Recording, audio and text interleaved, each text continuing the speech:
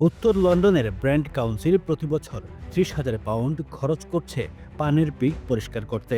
পান হলো বাংলাদেশিদের একটি ঐতিহ্যবাহী খাবার, যা ইতিমধ্যে বাংলাদেশিদের অভ্যাসে পরিণত হয়েছে। ওয়েম্বলি এলাকায়, বিশেষ করে বাঙালি অধ্যুষিত এলাকায়, ফুটপাত, ফুলের বেড এবং টেলিফোন বক্সে রক্তের মতো লাল দাগ দেখা যায়। কাউন্সিল ঘোষণা দিয়েছে, পানের পিক ফেলার ক্ষেত্রে জিরো টলারেন্স নীতি নেওয়া হবে। হটস্পট এলাকায় ব্যানার লাগানো হয়েছে এবং নজরদারি চালানো হবে। কাউকে ধরতে পারলে প্রতিজনকে একবার পানের পিক ফেলার জন্য 100 পাউন্ড পর্যন্ত জরিমানা হতে পারে। পান জীবাণু স্বাস্থ্যের জন্য ক্ষতিকর। এনএইচএস বলছে, মুখ ও খাদ্যনালী ক্যান্সারের ঝুঁকি বেড়ে যায়।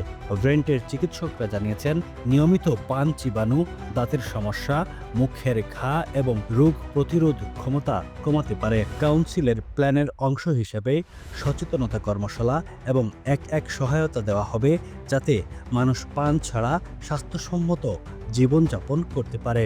ব্রেন্টের কর্মকর্তারা বলেন, পানের পিক কেবল অস্বস্তিকর নয়, এটি স্বাস্থ্য ও পরিবেশের জন্য ক্ষতিকর এবং আমরা এই বিষয়ে কঠোর থাকব। Looking to expand your business in the UK?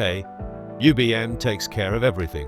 Company registration, UK bank account, pay, insurance and tenancy.